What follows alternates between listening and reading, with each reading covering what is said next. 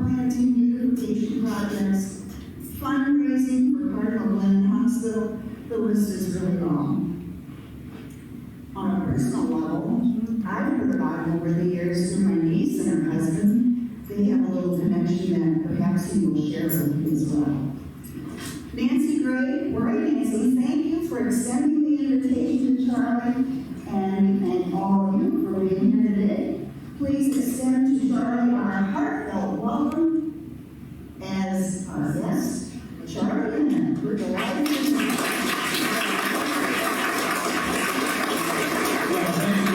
It's great to be here. I think it's my first visit here, and what a beautiful community you have. It is great to be here. Thank you so much. I just got back from a 3-week vacation. Maybe I'll talk about that a little bit later, but I did go to Alaska where I didn't see any litter, and my newest campaign is to clean up the highways. And when I come out here to Chesterfield and I see the intersections, I think that they should be a model for the rest of the country, because we've had quite a bit of litter in the greater St. Louis area in 2022, but out here they're so nicely manicured and landscaped.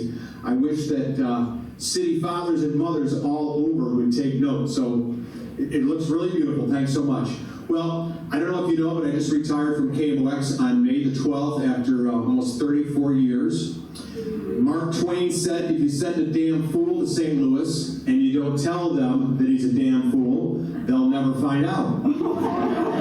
And that kind of explains what happened to me. By the way, has anybody ever watched Donnybrook on Channel 9? Oh, great, thank you.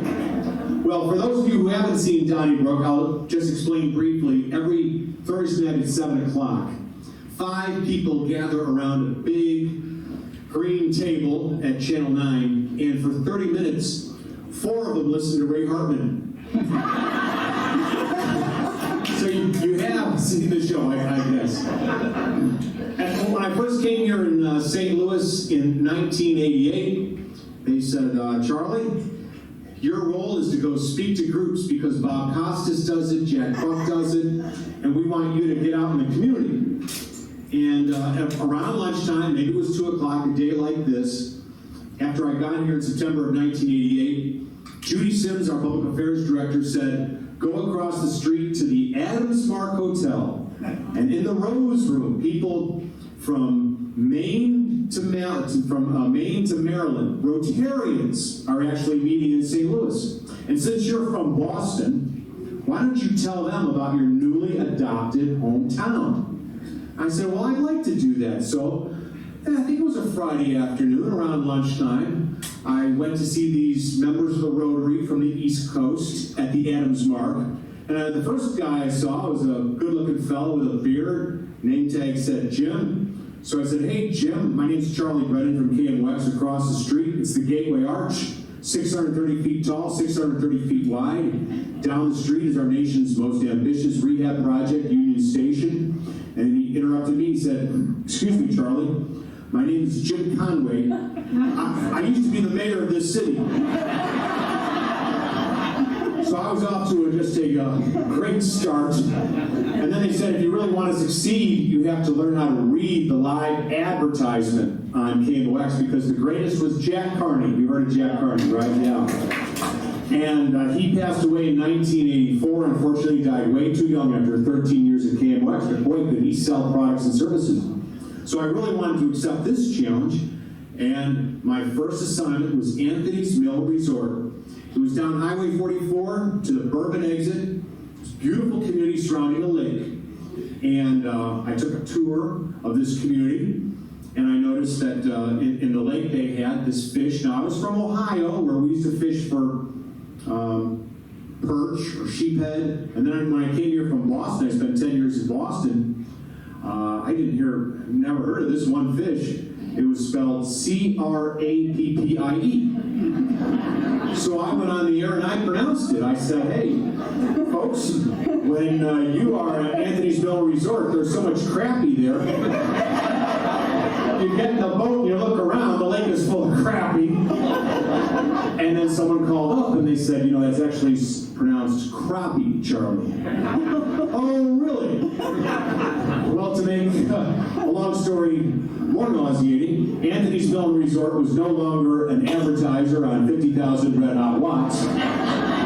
I really felt terrible. I felt like crap about the whole thing. But what are you going to do? So I was off to a great start. And since then, after 34 years, I've collected a lot of stories about this crazy town. Now, I don't know if you read the St. Louis Business Journal, but there's a wonderful op-ed piece today by the new director who's replacing Francis Levine. And this gentleman says that, you know, to make people feel like they like their community, you have to convince them that their community is really unique or special. And that's one thing I've definitely found about St. Louis. We are quite special in a lot of ways, but mostly because of the great, and I think sometimes funny stories. So I collected a lot of them and I put them in a book called Only in St. Louis, stories that you can't tell anywhere else. And one of my favorite is actually from Ed McMahon. Remember The Tonight Show? And Ed McMahon was Johnny Carson's sidekick. But for a long time, he was the pitch man for Anheuser-Busch, Budweiser, you know?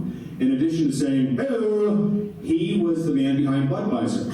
And the advertiser, the advertising agency, was Darcy Mazius Benton and Bowles in downtown St. Louis. Great ad agency. They started the Coca-Cola campaign, The Pause That Refreshes, which Advertising Age magazine said was the second greatest ad campaign of the 20th century. But they did all those great campaigns, the Bud Bowl and the frogs, and when you say Bud, you said it all. All that was out of St. Louis, Darcy Advertising. Well, one night, the head of the advertising agency, James Bush Orthwine, who headed the agency, coincidentally, he was a cousin of the Bushes, of course. He had Ed McMahon in town. They had dinner in downtown St. Louis. And then Orthwine said, why don't we retire to my house out in West County, and we'll have a nightcap? And Ed McMahon said, absolutely, sounds good to me.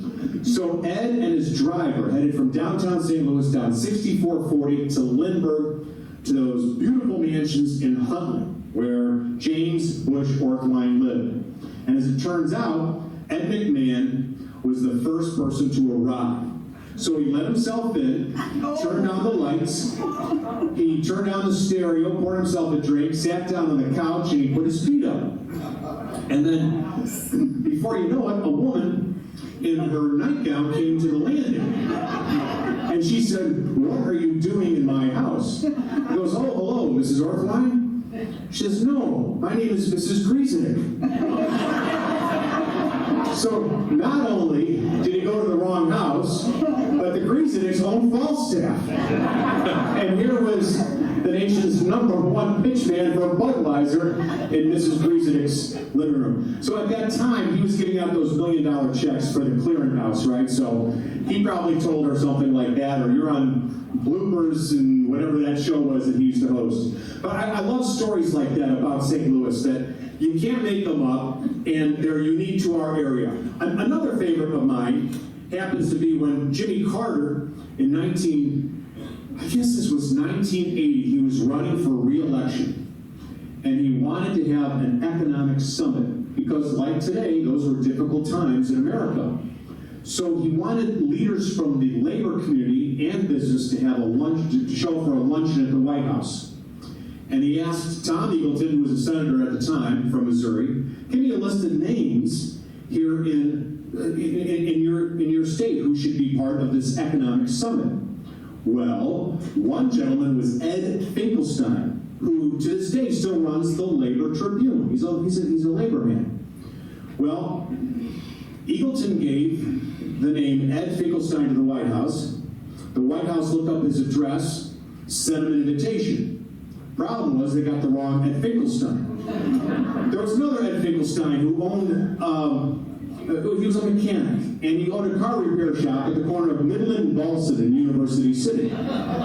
So this mechanic got an invitation for the White House to attend the economic summit. And he RSVP'd yes. And then they found out that there might have been a mistake, and Martha Shirk from the St. Louis Post-Dispatch and others followed him after the luncheon and asked this mechanic from St. Louis, well, you know, we've got a lot of economic problems in the world. What did you think of the summit today? And Ed Finkelstein, according to the Post-Dispatch, said, "He done good. He done good." So, and then there's another story too. Comes out of actually kind of recently, where let me get the exact date here because I really like this story. There was a batter for the Gateway Grizzlies by the name of Brandon Thomas, and Brandon Thomas on August 22nd, 2016, hit a home run. All right, at the Grizzlies' home stadium here in town. And unfortunately, the home run went into the parking lot, the ball, and it smashed the windshield of a pickup truck. Now, the question is, who paid for it? Turns out the batter did. Because it was his own pickup truck. Again, only in St. Louis. In 1981, what was this, 41 years ago, John Carpenter, who directed The Fog and other movies, was here to direct a movie called Escape from New York. I don't know if you saw it. Starred Kurt Russell, Adrienne Barbeau, Ernest Borgnine, Harry Dean Stanton, and an actor by the name of Donald Pleasance, a great English actor who's probably best known for being in The Great Escape. He was the blind guy who got out in the plane at the end of the movie. He was also the doctor in Halloween, another Carpenter movie, who was trying to chase down Michael Myers, the psychopath. Another great. I'm sure it'll be the community movie tonight here at Mason Pointe. Well, they were shooting the movie Escape from New York. It was in St. Louis, and they told Donald Pleasance at the downtown hotel, they said, "It's so dangerous, don't go out at night." So, yeah, good thing things have changed in downtown, right? Yeah. Well, according to Adrienne Barbeau, in her autobiography, which is actually quite good, she said that Pleasance was so scared that he would catch a cab at the hotel to get a ride to the restaurant for dinner, and the restaurant was directly across the street from the hotel. I think that was probably the old Holiday Inn, and he was probably going to Tony's. I'm just guessing. How about Queen Marie of Romania? Now, this is a true story. All these, by the way, my book only in St. Louis. I have footnotes at the bottom of every page, so you don't have to go to the back to see the sources. And this story was when Queen Marie of Romania visited St. Louis in 1926. She at the time was kind of like the Princess Di of the 1920s because she had encouraged Romania to stick with the Allies during World War I, so she was favored by Allied nations after the war. She also had gone to the front lines to help the wounded during the war, and so she had great acclaim back in the day. Well, in 1926, she went on a 10-city tour of North America, and one of the stops included St. Louis. She came to town by train. She was greeted by the Queen of Love and Beauty from the Veiled Prophet, which kind of tells you how important that Queen of Love and Beauty was in the 1920s, greeting foreign dignitaries. She appeared on KMOX. She went to a rodeo. She met with the governor and the mayor. There was a big dinner in her honor by the Chamber of Commerce.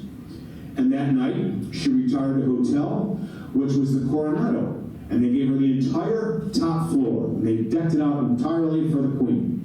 The only problem was they overstuffed the mattress. And she fell out of the bed not once, not twice, but 3 times. And then she checked out of the hotel, went back to her train, and she spent the evening on the train instead of in her hotel room in downtown St. Louis. Now, I don't even know what to say about that. The poor Queen of Romania left the next day, and she actually did say she had a nice visit in St. Louis. How about Morris Schenker? Does that name ring a bell at all? He was an attorney for Jimmy Hoffa of the Teamsters before he went to prison, and Callahan, and he had so many mobsters that Life magazine called him the lawyer to the mob. And it was also reported that at one point, half of the docket in the St. Louis City criminal court had Morris Schenker as attorney, right? He was basically, if you were up on charges, you called Morris Schenker. Schenker was a Russian immigrant. And Jack Buck later told me that to confuse you, his accent would get deeper and darker the more he tried to confuse you. If you didn't want to understand him, the accent got thicker so that you wouldn't be able to understand a word he was saying. John Londoff, the old late car dealer, told me that he once had a parking ticket. So he took it to downtown St. Louis to Morris Schenker's office, which was in the Merchants of Cleve building in downtown St. Louis. And apparently there were a guard at the front door, guard when you got to the elevator, guard upstairs at the office.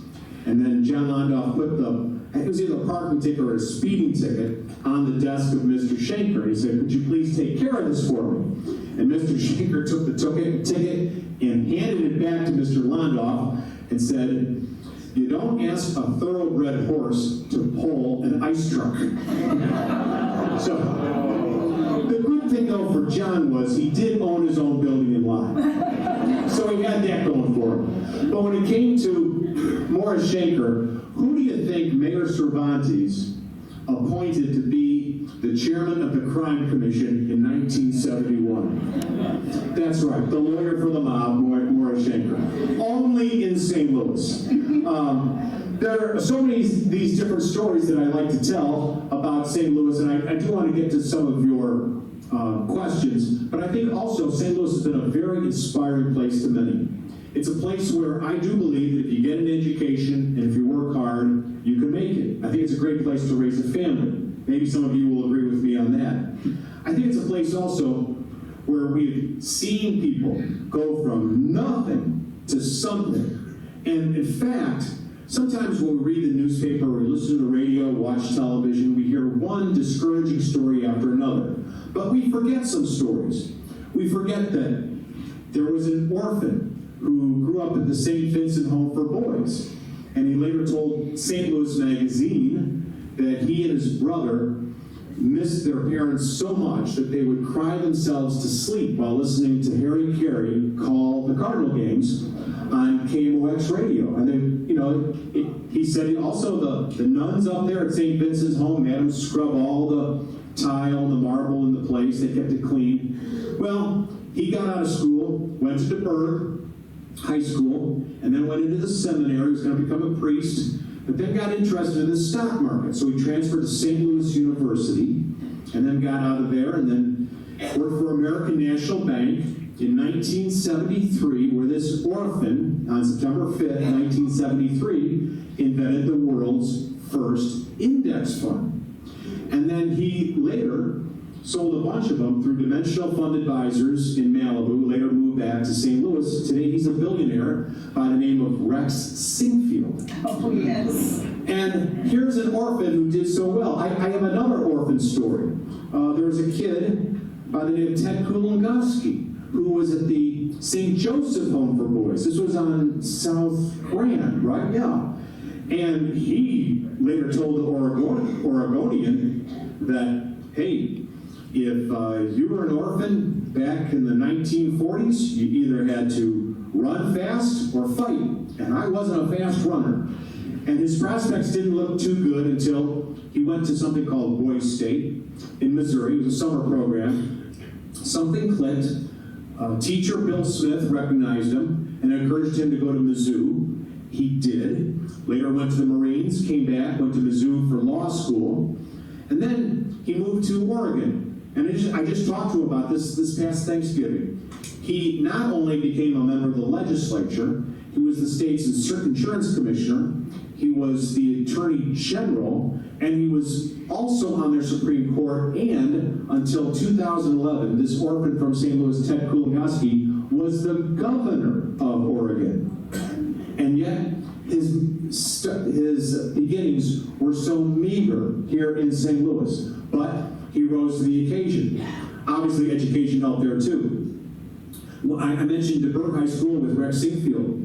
That's where a barista by the name of Jack Dorsey went to high school. He later flunked out of NYU. He was working as a coffee guy in South St. Louis for his mom, and then he put two and two together and started a company called Twitter.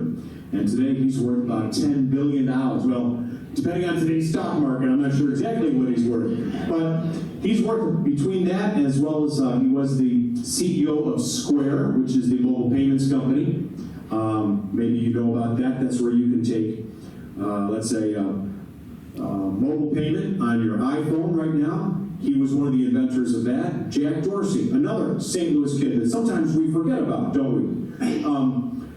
When we talk about sports, we know that Aeneas Williams played for the St. Louis Rams.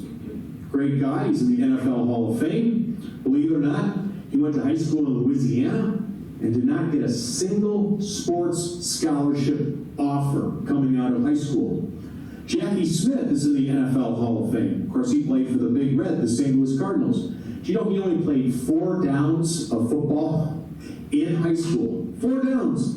And then he later went to college actually on a track scholarship. And then they encouraged him to play some football, and boy, did he ever.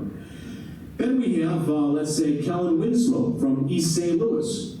He didn't play football until his senior year at East St. Louis High. Then he went to Mizzou, and then, of course, he did great work for the San Diego Chargers. He's in the NFL Hall of Fame right now. There's a kid from Kirkwood, David Sanborn, who grew up with polio. He told me he was always the last kid picked when it came to volleyball or all the other games on the playground. Later became a great trumpet player, played with David Bowie and on the Letterman Show, and he's considered one of the greats in his field to this day. I love this story, John Costello. John Costello runs CKE Enterprises, about 600 employees in 7 states right now. But he actually flunked kindergarten. I think it was St. Pius IX, the school in Glasgow Village. Well, he flunked grade school 3 times. He had what you would consider a learning disorder. And the other kids, he told me, would not be very kind. They would use terms like you're retarded or whatever. Well, he just had this learning disability, but something clicked.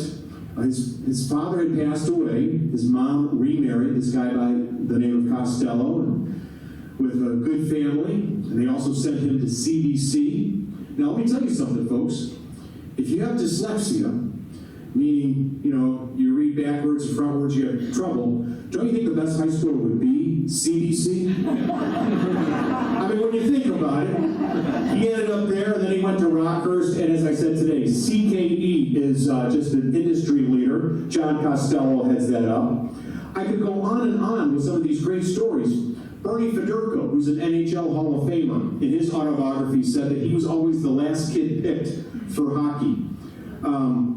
Tennessee Williams is considered one of the great playwrights of the 20th century. He won 2 Pulitzer Prizes for Glass Menagerie, as well as Streetcar Named Desire. Cat on a Hot Tin Roof wasn't bad either. His dad used to look at his writing when he was a student at Ben Blewett Junior High. And his dad said, "This is nonsense. It'll get you nowhere."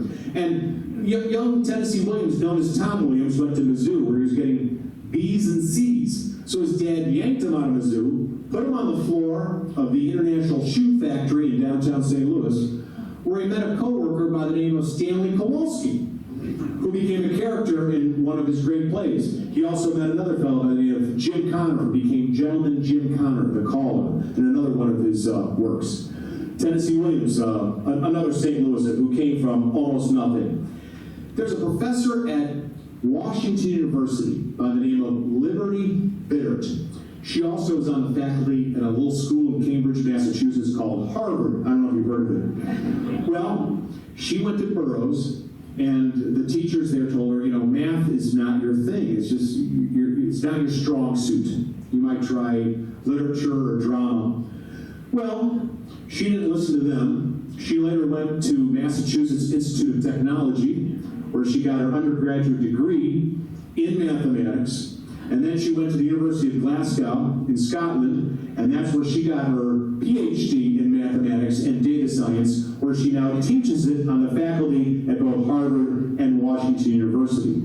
What I'm trying to point out is St. Louis has a lot of inspiring stories. You just have to kind of ignore some of the stories that you hear again and again, and then kind of concentrate on the ones that really make you feel good and the ones that inspire us today, that show us that the world is not as bleak as it's sometimes portrayed. Now, I know that I have more stories, but I know people have comments and questions as well. So I thought I'd get to a few of those before we continue. A lot of people always ask me, what do you think about St. Louis? And I thought that, I think we have some real challenges right now. Our airport's not the best. Our riverfront's not the best. Our downtown is quite dangerous right now. But I think we also have a lot of strengths, primarily in the people here. But the problem is rallying people to get kind of some of these things done. And so I just wish we had a little more leadership right now. I think we might be in kind of a collective funk because St. Louis has a lot of potential. It's got a lot of brain power. The question is, how do you get people on the same page to address these issues? And that's, I've got to think, is really our biggest challenge right now. It's not for the lack of brains, not the lack of people who are willing to do things. I think our strengths also include generosity. If I move today and people say, what do you think about St. Louis? I'd say, every time we had a good cause on KMOX radio, the listeners always came through with generosity, with their donations of time and money, and I think that's a great strength this community has. No, we don't have the mountains, we don't have an ocean, we have our wars, but we do have a lot of people who, my goodness, when you think about what St. Louis has done, I mean, in the 1960s, our aircraft was the first to circle the planet. We have the father of rock and roll, Chuck Berry, lived here. My goodness, you couldn't write a book about the history of jazz without including Miles Davis, Scott Joplin, and ragtime. And then you have to include also, when it comes to blues, how about W.C. Handy, who was basically living naked underneath the Eads Bridge when he saw a woman walk by, and he came up with the lyrics for St. Louis Blues, which became the second most recorded song in the 20th century. The most recorded song, apparently, is Silent Night. But St. Louis Blues was number 2. Isn't that impressive? And on and on. If you talk about the strengths, how about the great writers from our area? You have to include our greatest national novelist, Mark Twain, who lived here and wrote here to some extent. His last visit to St. Louis was at a plaque dedication ceremony for Eugene Field, the boyhood poet. This was 1902. And they were down there on 4th Street, and someone at the plaque dedication ceremony went up to Mr. Twain and said, I don't think that this is really Eugene Field's birthplace. And Mark Twain looked at the plaque, and he looked at the man, and he said, well, it is now. And then later, when we talk about Tennessee Williams or T.S. Eliot, T.S. Eliot is considered the greatest poet in the second half of the 20th century, at least in the English language. And he said his greatest influence was growing up next to the Mississippi in downtown St. Louis. And even today, when people go to the musicals, they see Cats. All those poems were written by a St. Louis guy, T.S. Eliot. Okay, well, do we have any comments or questions, complaints? Don't ask for complaints. Don't ask for complaints, okay. Well, I'll take them. Yes? I'm sure that you realize that Liberty Vittert is Mark Vittert's daughter. Isn't that something? Mark Vittert, who was one of the original panelists on Donnybrook, Right. and he's the founder of the RFT with Ray Hartman, Riverfront Times, and St. Louis Magazine, still writes a column for them. Yes. His daughter is Liberty Vittert, who I mentioned earlier, the professor at WashU and Harvard. Now, their son, Leland, hosts a show on what's called News Nation. Yes. He used to be at Fox, and he left it this year. It's a great, balanced program. I think evenings at 6 o'clock here in St. Louis. So it's a wonderful family in St. Louis. Thank you so much. And by the way, that column, he's still writing that column. He's got one great story after another. Did anyone watch Donnie Bash last night? Oh, thank you. Thank you. I don't know if that was a question or if you actually watched it. No, I watched it. You watched it, okay. Well, what'd you think, okay? Or... Yes, I had forgotten I needed to get tickets to go see that, and I was kicking myself because... Right. Donnie Bash is a live broadcast at the Sheldon. We haven't done it in 2.5 years, but we did it last night, and it seemed to go reasonably well. So I don't know when the next one is, but you have to get tickets, and we'll let you know. Something tells me we'll let you know on Channel 9 when those tickets are available. And anybody else? Yes? Well, tell me, now that you've been on vacation for 3 weeks, what are your future plans? The question is, what are your future plans now that you've been on vacation for a couple of weeks? Well, I'm going to do a little more traveling this year. Going to go up to Michigan. My wife has been in the banking business. She's getting an award for her industry in Washington, D.C. in September. In October is Parents' Weekend at Fordham University in the Bronx, where our daughter is now a junior. And if she can carve some time out of her schedule, we'll visit her.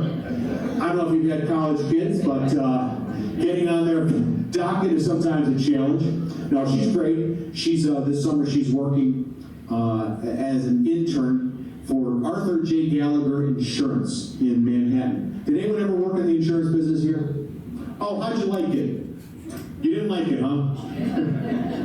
Okay. Well, I told her it's a great industry because it seems to be recession-proof. People have to buy insurance no matter what the economy, right? So she's trying that out. And then let's see. A friend of ours is going to teach in France, and I think we're going to go up there.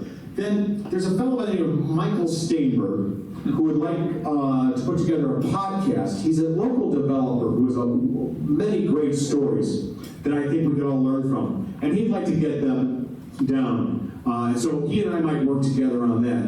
And then, in addition to that, I'll be hosting Donnybrook every Thursday night on Channel 9. And that actually takes probably, for one episode, probably 10 hours or so of work. And then I do want to get involved in the community. I was talking to some representatives from Bank of America about maybe leading a campaign to help beautify the region. I think that we have some work to do here. There are some other cities and towns that are a lot cleaner than St. Louis is. For example, when I go to Virginia or drive through West Virginia, the highways are immaculate. The same is true, I'm sorry to say, in Arizona and Florida. But when I come through the St. Louis area, it's a mess. And actually, I just came back from Seattle. Seattle is looking like a mess. Alaska's looking great. And someone explained to me the reason why Alaska looks great is because, you probably know this, in Alaska, they take the state budget, and every year the excess is distributed per capita on an even basis. So if you live in Alaska, you get about $1,000 a year from the state just for breathing. But they realize if they spend a lot of money by the state to clean up the trash, then they're not going to get as much money when it comes to the rebate. So there's this collective ethos that, hey, we all have to make sure that Alaska looks great, because if we're hiring people to pick up litter at $60,000 a worker, that's less money than we're going to have. Now, I don't know if that's true or not, but that's how it was explained to me. But I do think that when you don't have the mountains and the ocean, you have to work a little bit harder to beautify your area. And I think we used to do a very good job at that. So maybe like Lady Bird Johnson in the 1960s, I'm going to try and marshal the resources to at least start cleaning up the highways. And then we'll go to the neighborhoods after that. But it's an issue. When you come to Lambert Field, and if you drive down Highway 70 to downtown St. Louis, and if it's a mess, that's the impression you get for the entire region. So we actually work with Bank of America and Missouri Department of Transportation and some other great organizations like the St. Louis Cardinals this spring. And we cleaned up 4 or 5 highways. But still, it's eternal vigilance is the price you pay, because the litter comes back. But that's a long answer to your question. Yes, in the middle. Okay. We're going to the VIP section. Or was this the VIP section? Yeah. You got the money for a house that he had at Bellevue Gardens. Now, is it true that they want, that the black people want to move his house out of there? Would you repeat that question once again? I said you were the ones that were helping getting the money for Chuck Berry Statue. around the cat out of this home, nice little house that he has in the Bellevue Garden. I had heard that they said that the black people didn't want to be there and they were there and have to move. Is that true? I don't know anything about, oh, thank you. I don't know anything about the home, but I do know that Chuck Berry, who created rock and roll, John Lennon of the Beatles said that if you give rock and roll a different name, it would be Chuck Berry. The first songs written by the Beach Boys and the Rolling Stones and the Beatles were Chuck Berry tunes. And he's been credited by so many rock artists as being their inspiration. So in 2008, we started raising the money for a Chuck Berry statue. I know, it was the worst recession since the Depression, no greater cause, but we raised $105,000 for that statue. Not a penny of public money was spent for that. And on July 31st, 2011, we put up the statue for Chuck Berry. The thinking was that Chicago has a statue of Bob Newhart, and that was a fictional character. And Minneapolis has a statue of Mary Tyler Moore, from Mary Richards, and she was a fictional character. And yet here in St. Louis, we had the father of rock and roll, and there was no statue. Now I realize that he was not a choir boy, but nonetheless, he did, according to Taylor Hackford, who directed the movie Hail, Hail, Rock and Roll, great Hollywood director, he said he invented the most important art form after World War II. So we put up that statue. Now, we should be preserving whatever homes he lived in, but I know the one on Cottage was demolished. I don't know about the others right now. You're talking about a home that someone's trying to save, and I don't know anything about that one, the home. But it could be that people don't want it up. I'm not sure. But I do know that our history is what no other city or town has. And you have to preserve it. Now, St. Louisans go to the airport every year, and they go to cities like Rome, and they look at the Colosseum, right? Which is, I don't know, thousands of years old, whatever it is. And I'll go to Cleveland, and I'll see the home that's been preserved, where, for example, they shot the movie A Christmas Story. And I'll go to Boston, the North End, as a tourist to see Paul Revere's home. And all over this country, we visit places where homes have been preserved. We've got to do that here. I'm very sorry to say that 5135 Kensington Avenue, the home that inspired me in St. Louis, has been demolished. General William Tecumseh Sherman, he had a home here on Garrison. That's no longer there. But there are a lot of homes that are quite historic, and I think that not only should we try to preserve them, but we should put up plaques. I put up 27 historic plaques in downtown St. Louis at one point, trying to remind people about our heritage. So maybe some of you bought Charlie Brennan Zesty Barbecue Sauce. There was a time when we were selling this in Schnucks, and unfortunately, Craig Schnuck ended up becoming the owner of the world's largest collection of Charlie Brennan Zesty Barbecue Sauce. We actually were selling it during the West Nile virus scare, and I said, hey, why don't we market saying it wards off West Nile virus, it wards off mosquitoes. And Pat Newsham was the manufacturer. He said, Charlie, let's look at the sales figures. Apparently your barbecue sauce wards off human beings also. But nonetheless, we put up 27 plaques, and the first one was at the Tums Factory. I know, don't laugh. Tums Factory in downtown St. Louis.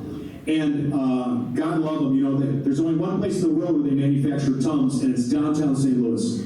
Well, it's right across from Busch Stadium, and the way they play sometimes, it's good to have Tums right across the street. But so we put up all these plaques, and the idea is, if you've got it, flaunt it. And the history we have here, no one else can claim. When you think about it, the Dred Scott decision, according to documentarian Ken Burns, was one of the three main causes of the Civil War.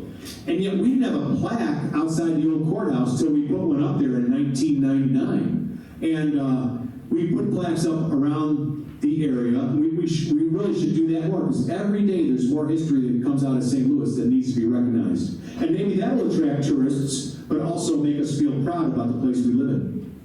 Did I go way too long? Okay. No. And any other comments or questions? Yes, in the front row. I'm not sure I should, or thank you.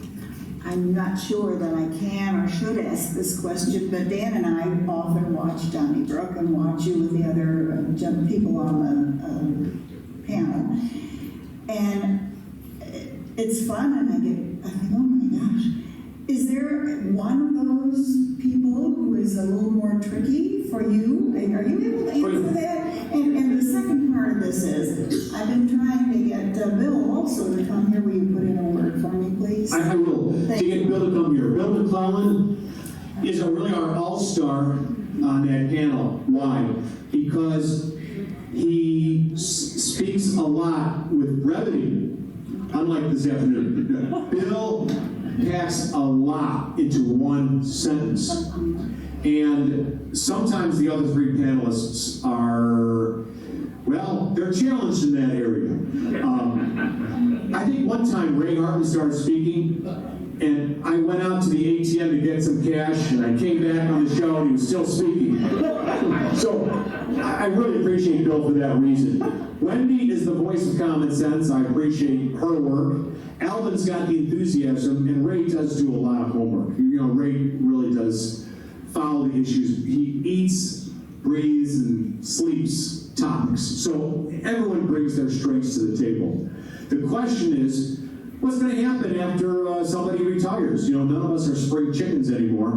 We have 3 real good ventures, we think, with Christine Byers of KSDK. If you don't follow her news on her website, you might want to follow that, because she digs up stories mostly involving law enforcement that nobody else can find. Sarah Fensky, she's so articulate, enthusiastic, and she also has a great knowledge of the area. She's going to be on St. Louis Public Radio until June 22nd, then she's leaving that job, I'm sorry to say. And Joe Holloman, boy, he knows all the stories in St. Louis. He's really solid. So those are our 3 off the bench, but then we also have Jason Rosenbaum from St. Louis Public Radio, and we're always looking for more as well. Yes, in the back. You have unlimited time and unlimited money and unlimited power or authority. You earlier commented that St. Louis was a dangerous place. What would you do to make it safe? Well, I'll say this, that St. Louis does have a crime problem right now. Do you know that 60 kids in St. Louis City and St. Louis County have been shot this year alone? So, I mean, last night we had some hearings on January 6th, but fewer people were injured on that day than the kids in St. Louis so far in 2022. I think both issues are important, don't get me wrong. But I do think there's a couple of things. And none of them are popular and probably not going to happen. I think that education is the answer. And because many of our kids are behind, I would go for a 6th day of class. So, since we have $1 billion right now, half a billion from the NFL settlement, and the federal government just gave the city another $500,000, and the county is almost $200 million, I would say, why don't we do what a lot of the successful families do and go to school a 6th day? They're doing that in Asia.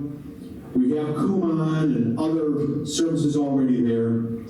And I think that, number one, it would help some kids catch up. It would also keep kids busy and fed, whatever's needed. I happen to be very old school. I think that structure is important.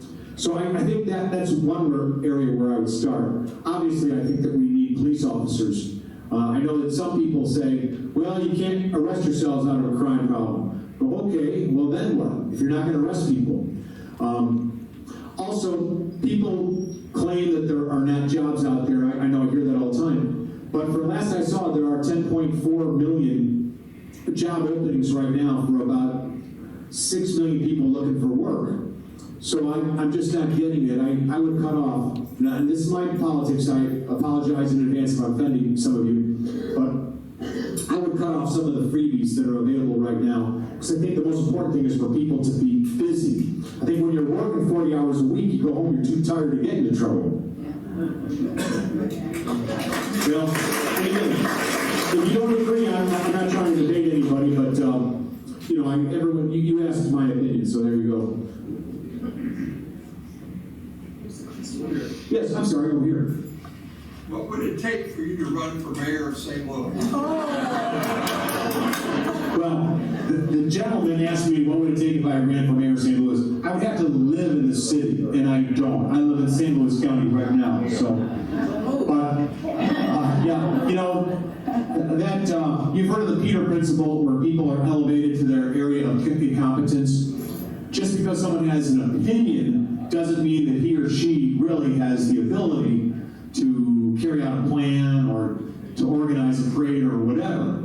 But I do think that if I was in office, I would try and surround myself with the best and the brightest. I think that there was a guy who headed up St. Louis County in the 1960s by the name of Lawrence Roos. And he surrounded himself with a lot of very strong lieutenants.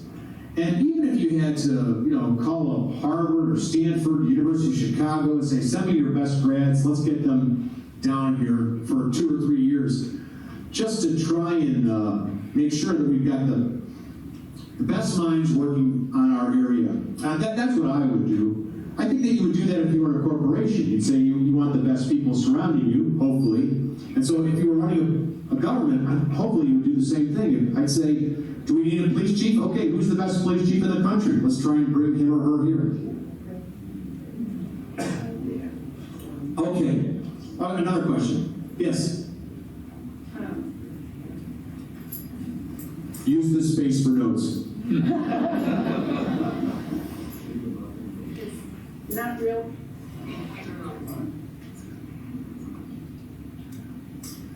Not really a question, but how long did you work with Amy Mark's course? And I loved the rapport you had with her. She's dynamic, I think. And what do y'all know about her? I miss your R and a or two, whatever it was. It was fantastic.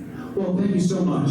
Amy is a real gem. She's so well-read with a great vocabulary, and she has so much energy. You know, she runs these marathons. In fact, on her birthday, she's now 39. She runs 1 mile for every year she's been on the planet. So last year it was 39. This year it gets to be 40. It's really remarkable. She's running another marathon in a couple of weeks. But I couldn't believe that they actually paid me to work with her, because she's just a joy. She's always laughing, always having fun. She never has a bad day. Never saw her really.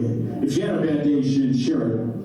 And I think those two guys who work with her, like Kevin Wheeler and Chris Rangi, they're really talented, and they're lucky to be working alongside of her. And we'll see how that works out. But I think, you know, for Amy, she should go to the networks. I mean, I think she should be on the Today Show. But I think she wants to stay here in St. Louis. She's got a family she wants to be near, and so that's kind of her career goals here for right now. But she's also a great writer. She's written a couple books. I encourage her to write another book. And now that she's on a radio program, she's got, you know, an opportunity to talk about it with people. So, but she's a real bright light here in St. Louis. I totally agree with you.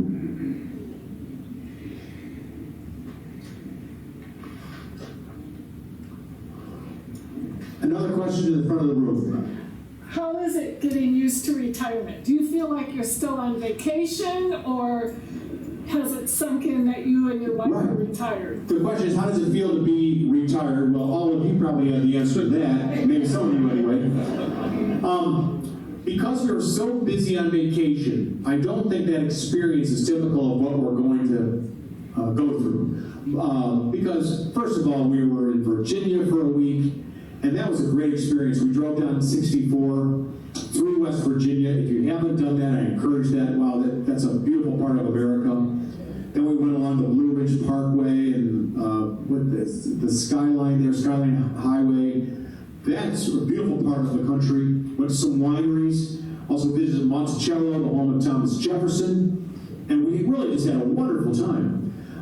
And then we came back to St. Louis for one day, washed our clothing, repacked our bags, and we flew to Vancouver, got on a boat, Oceana, and then went to Alaska.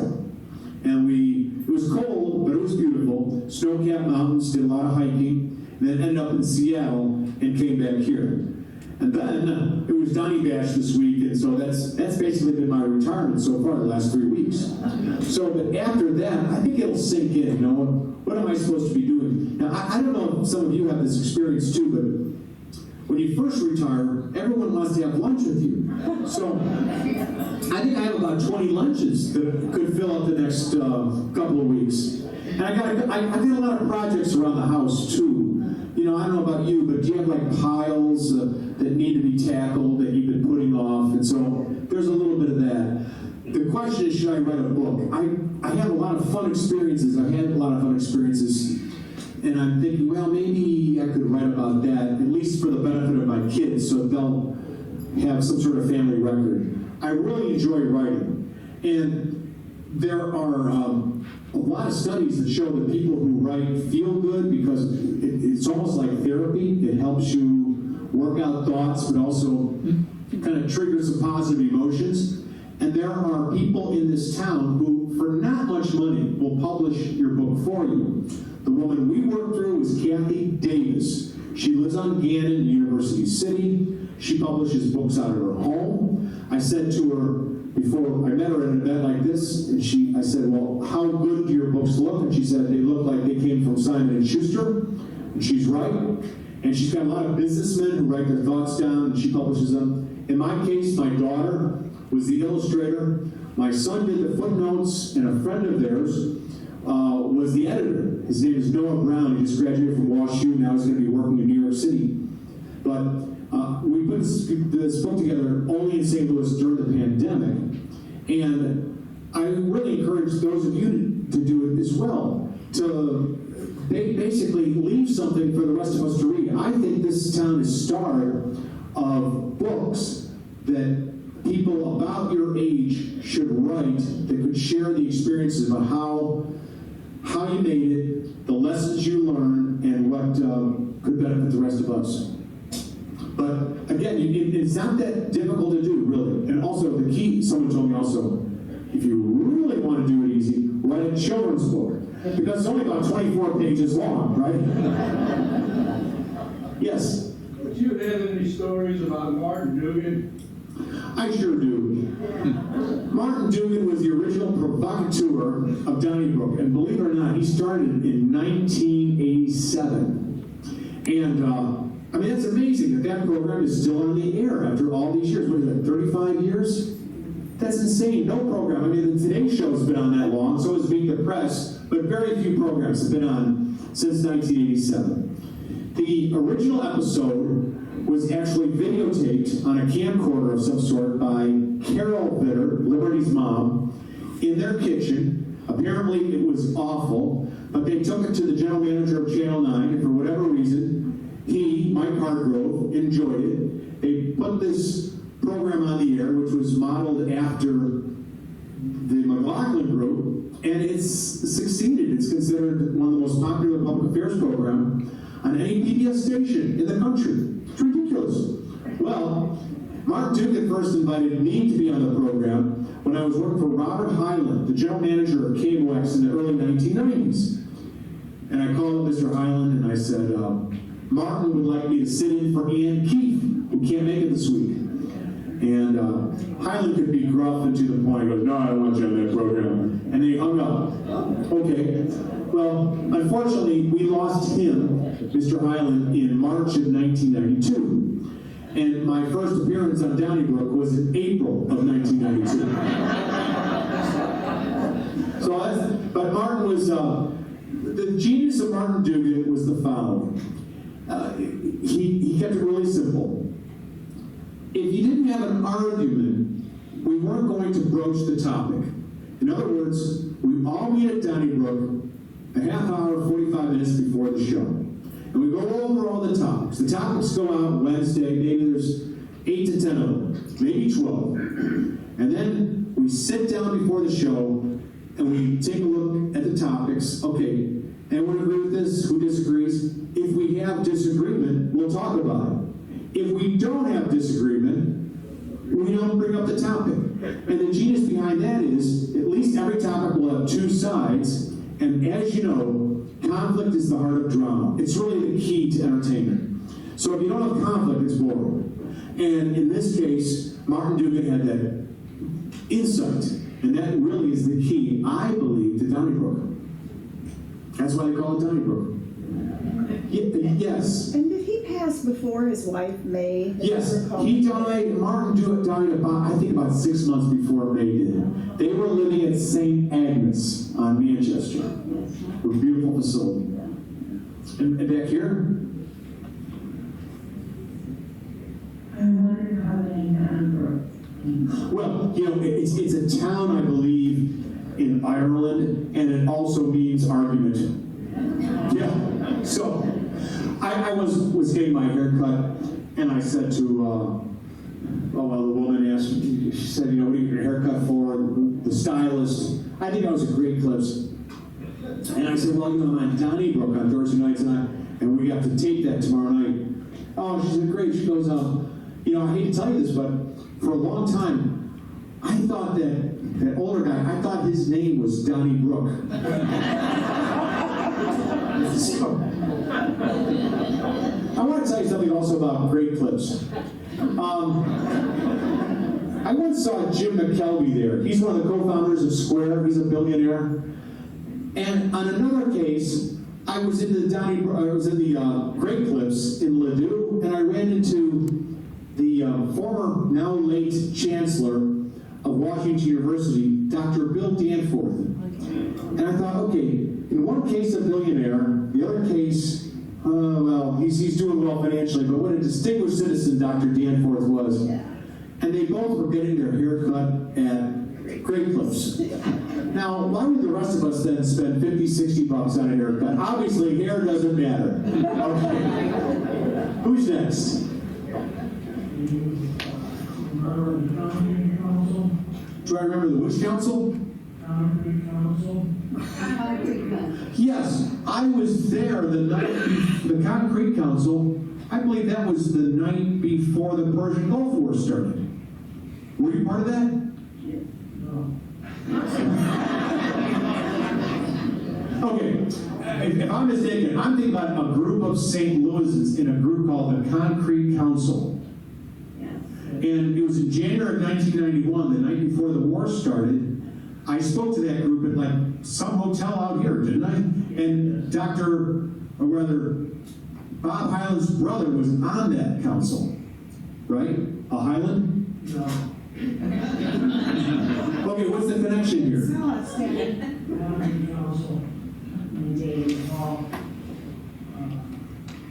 before one of the first talks. Yeah. When we first came. That's right. It was in January of 1991. Because I remember Saddam Hussein had just gone into Kuwait, and the first President Bush was about to head in there. And I remember being in front of that organization. Now, what is your last name? Ahol. Yeah. Wasn't there a Highland with that organization? No. Okay. So I thought, Trust it. yeah, I thought that's why I was there. But nonetheless, isn't that funny? So you remember that. What a memorable speech that must have been. Isn't that funny? Yeah. It's funny when people remember. Yes. You talked about when you were in Boston. Well, I'll tell you about being in Boston. If you don't mind me repeating some of those stories. Well, I work for WNTN in Newton, Mass. And WKOX in Framingham. WNTN is where some guy by the name of Howard Stern worked. And so did Zipra Zeppa. He was the voice of the Boston University Terriers. And one night, it was the night before the Boston Marathon, the 26-mile, 385-yard race. And they sent me to Faneuil Hall to cover, because they wanted me to get some interviews with people, runners. But like Yogi Berra said, it was so crowded, nobody goes there anymore. And they said, get some interviews. Well, I couldn't find any single interviews until my producer, Doug Randall, pointed to some guy, there's some guy from the Washington Post. Go interview him. So I ran up to the fella. I said, I haven't got any time. Do you mind if I just quickly put you on the air? No problem. So they went to me live. Hi, it's Charlie Brennan for WNTN in Newton, and our guest right now, and I didn't even introduce myself, I just read his name off his name tag. With us right now is Bob Johnson from the Washington Potatoes. He wasn't from the Washington Post, he was from the State Growers Association. So you can imagine, we sent that tape to the Museum of Television and Radio. And then the funny thing is, with that darn race, the Boston Marathon, the next year I was working for WKOX in Framingham, Mass. And this station had covered the Boston Marathon from day one. And they put me at the finish line. We had a reporter in the lead car, reporters along the route, and analysts back at the station, reporters in the helicopter. But I had never covered a sporting event before. The race started at noon. If the first runner set a world record, he would have finished at about 2 p.m. So I got there at 7 in the morning. And I got everything set up straight. And I was memorizing my ad-libs, and I was looking at the finish line. But then, about a quarter mile before the race ended, the press truck, which preceded the lead runner, went to the finish line. And it dumped all the members of the press right in front of me.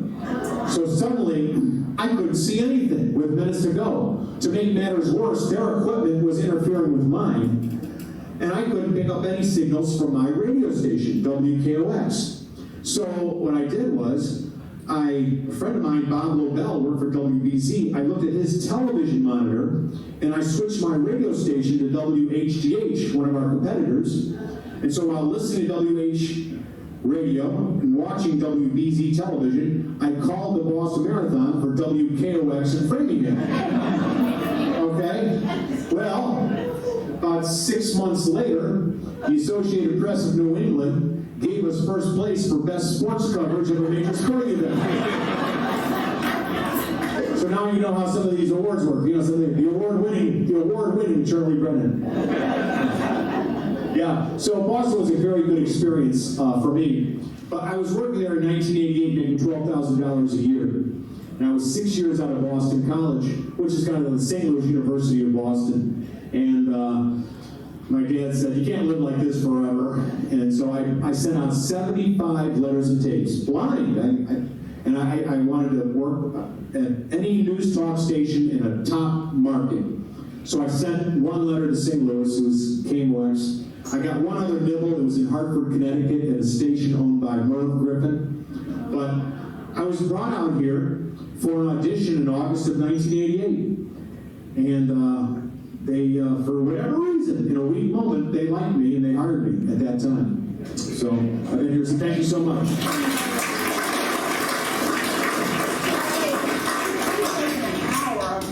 Oh my gosh, it's been an hour? I'm sorry. Totally enjoyed it. I'm getting the axe, or whatever. I'm getting the hook. No, that's good. I'm sorry, I went way too long. Yeah. I'll come back anytime. Thank you so much, everybody. Really appreciate it. There's one final question. Can I ask you to give us a little background on your life? How many children you have? Sure. Thank you. I was born to poor but honest parents. No, I grew up in Cleveland, Ohio, in the same parish as Phil Donahue. We were baptized at Our Lady of Angels Church on Rocky River Drive in Cleveland. And that's why I wanted to get into this business. And I later interviewed him twice. Came to St. Louis, and because I had gone to 2 Jesuit schools, a high school and a college, I paid a courtesy visit to Father Paul Reiner, who was the chancellor of St. Louis University. He said, if you marry a girl from St. Louis, she'll never move out. Well, I married Beth Storr, the long-suffering Beth Storr, April 4th, 1992, and today we have 2 kids, whether they'll admit it or not. And one is just graduated from the University of Virginia, and he's going to go to the University of Missouri Columbia for his MD, PhD starting in July. Like father, like son, right? Yeah, right. She laughed. And then our daughter is Lily, and she is going to be a senior at Fordham, which is a school in the Bronx. And she's loving New York, and she's working in the insurance business this summer. And that pretty much encapsulates where I am right now. Thank you.